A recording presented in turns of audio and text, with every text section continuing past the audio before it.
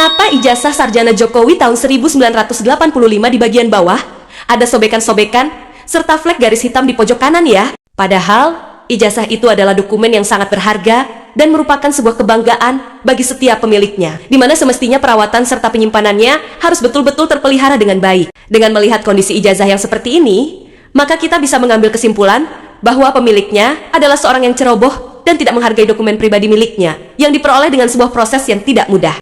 Padahal, jika kita perhatikan ijazah yang dimiliki orang-orang yang mengaku sebagai teman kuliah seangkatan Joko Widodo, ijazah mereka masih tampak mulus dan bagus, serta dilaminating plastik sehingga dokumen tersebut terawat dengan baik.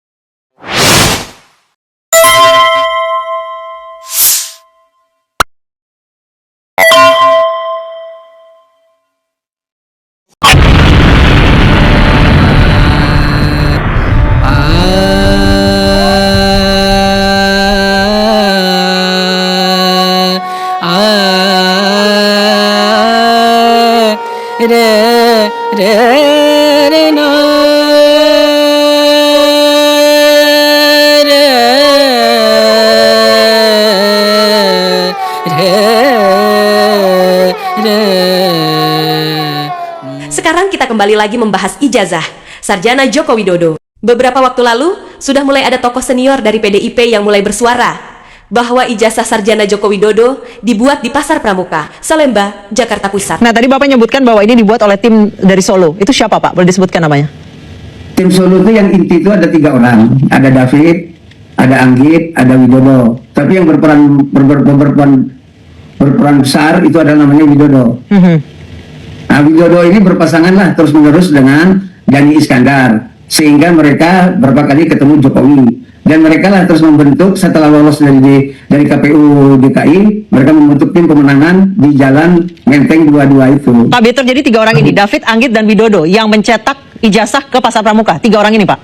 Enggak, cuma Widodo aja. Widodo aja? Ya, itu atas penjelasan Dhani Iskandar. Atas penjelasan Dhani Iskandar? Ya. Bahwa Widodo yang datang ke Pasar Pramuka untuk mencetak ijazah itu tahun 2012, Pak? Ya. Jadi Pak Betor maksudnya ini ingin mengatakan bahwa terbakarnya Pasar Pramuka itu kemungkinan disengaja karena ada hubungannya dengan... Ya. Jadi kan gini, kita pernah lihat gedung Jaksa Agung dibakar. Karena ada peristiwa di situ. Ya kan? Ya. Terus gedung mana lagi itu terbakar. Selalu makanya cara seperti itu. Selalu menggunakan cara-cara yang bumi hangus begitu, bumi hangus. Jadi dibakar jadi hilang. Pak Betor boleh nggak bertanya kenapa Pak Betor baru sekarang nih tampil nih, sementara polisi sudah menyatakan bahwa itu otentik gitu, Pak? Jadi kan gini, setiap hari itu kan seperti kemarin, Rismon pergi ke tempat Pak Kasmojo, berarti kan ada data baru. Saya yang heran itu begini, saya ikut ke Jogja ke Solo. Ikut, Pak? Sama TPU itu. Oke. Saya ikut. Nah, jadi saya tadinya berharap Pak Jokowi menunjukkan, ternyata kan tidak. Nah, dia hanya tunjukkan pada wartawan. Begitu juga pada waktu kami ke UGM pun tidak memberikan sesuatu yang normal gitu loh. Orang datang jauh-jauh ingin menanya, ya tunjukin aja sesuatu. Jadi kayaknya Jokowi menghindar, terus UGM menghindar, terus Baris-Krim memaksa, pengacara memaksa bahwa ini asli. Nah kan jadi sesuatu yang bagi saya nggak normal. Maka saya lacak.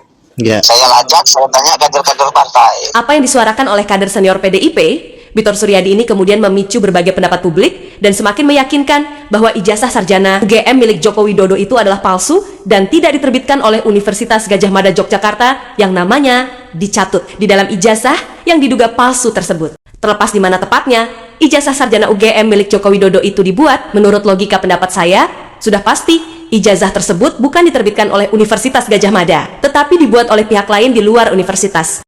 Hal tersebut bisa kita simpulkan melalui banyaknya kesalahan yang terdapat pada ijazah UGM milik Joko Widodo. Mulai dari bentuk format belangko ijazah, format penulisan, format pas foto, format nama dekan serta tanda tangan rektor dan dekan itu sendiri, semua penuh dengan kesalahan. Jika seandainya memang ijazah tersebut diterbitkan oleh Universitas Gadjah Mada, meskipun ijazah aspal, asli tapi palsu, maka kesalahan-kesalahan yang ada pada ijazah tersebut pasti akan dibuat seminimal mungkin untuk menghindari timbulnya banyak pertanyaan dari publik, sebab ijazah tersebut akan dijadikan sebagai persyaratan administrasi pencalonan seorang kepala negara. Selanjutnya, saya ingin mengajak kalian semua untuk mencermati kembali robekan-robekan kecil yang mirip dengan gigitan rengat pada ijazah UGM yang diklaim milik Joko Widodo. Kenapa pada dokumen ijazah Joko Widodo harus ada robekan-robekan tersebut? Benarkah karena proses penuaan atau sebenarnya merupakan tipuan untuk menjadikan dokumen baru agar seolah tampak seperti dokumen yang sudah termakan usia? Mari saya tunjukkan kepada kalian semua bagaimana para pemalsu dokumen-dokumen lama dalam membuat hasil karyanya agar tampak seperti dokumen asli yang sudah termakan usia.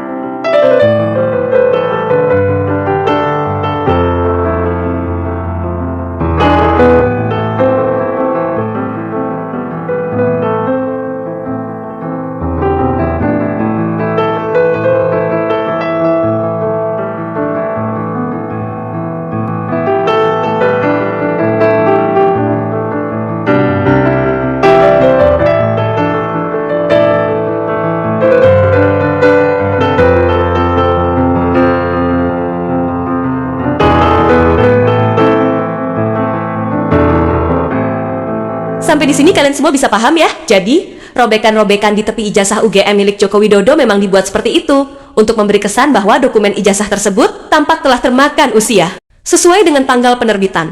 Seperti yang ditulis pada ijazah yaitu tanggal 5 bulan November tahun 1985. Padahal, Pada faktanya, dokumen ijazah tersebut bisa saja baru dicetak beberapa puluh tahun kemudian setelah tahun 1985. Seperti apa yang telah disampaikan oleh politisi senior PDIP, yaitu Bitor Suryadi.